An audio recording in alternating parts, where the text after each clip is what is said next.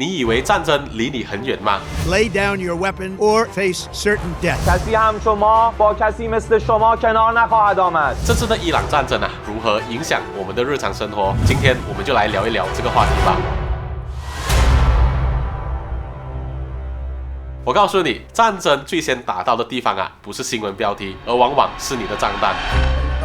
油钱饭钱利率、马币汇率、黄金都会一一被牵动。所以今天我不讲政治立场，只讲一件事情，就是这件事情如何影响你的日常生活和你的投资选择。市场最怕的是不是爆炸的画面，市场怕的是供应链被卡着。你要知道，今天全球大约1/5的石油以及石油产品消费等量都要经过霍尔木兹海峡，你可以把它理解成全球石油的阀门。阀门一紧，自然而然就会出现价格冲击，而价格冲击就会像水波一样，从能源传导到运输，再传导到你每天的物价。我这里给你4个传导链，你听完自己判断一下。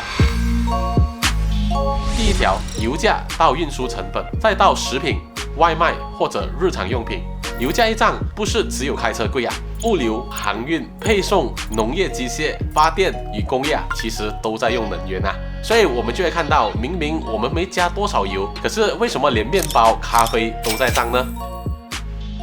第二条，通胀预期到利率更难下降，再到贷款压力。当能源推升通胀预期的时候，央行往往会变得更加谨慎。所以我们最直接的体感就是什么呢？生活成本上升，但利率未必马上下降，甚至可能更久的维持高位。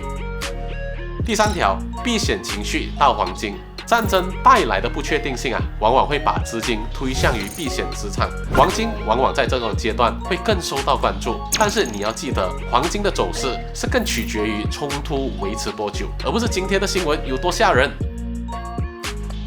第4条，风险厌恶到美元走强倾向，再到亚洲货币承压，再到进口变得更贵。当资金倾向于避险的时候，美元需求就会上来，亚洲货币呢更容易受到波动，所以对马来西亚人来说这会进一步影响到进口商品、旅游成本，甚至部分的企业成本。所以今天我就把它落地到你可以看到的数目字吧。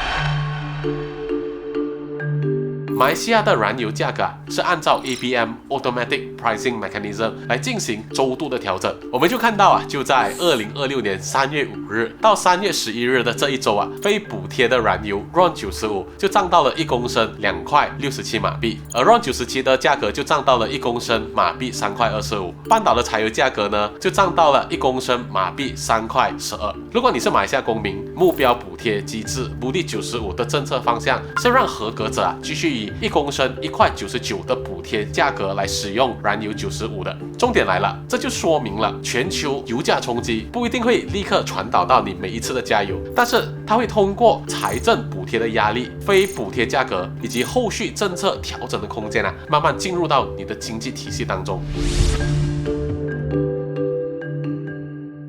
马来西亚最新公布的2026年1月份的通胀 CPI 同比增长了 1.6%， 而马来西亚中央银行在2026年3月5日的会议也维持了 OPR 2.75%。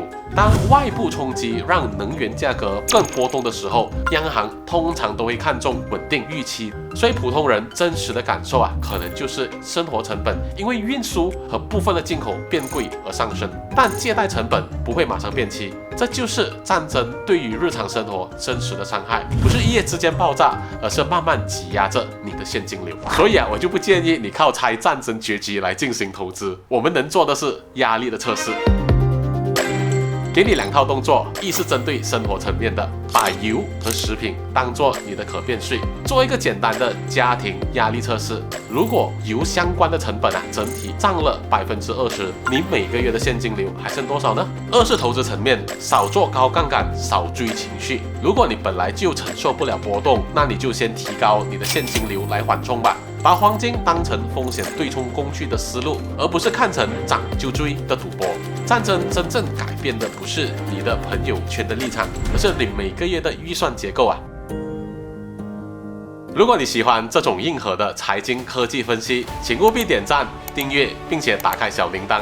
我们就下期见吧。本视频也为教育与信息的分享，不构成任何的投资或者法律的建议。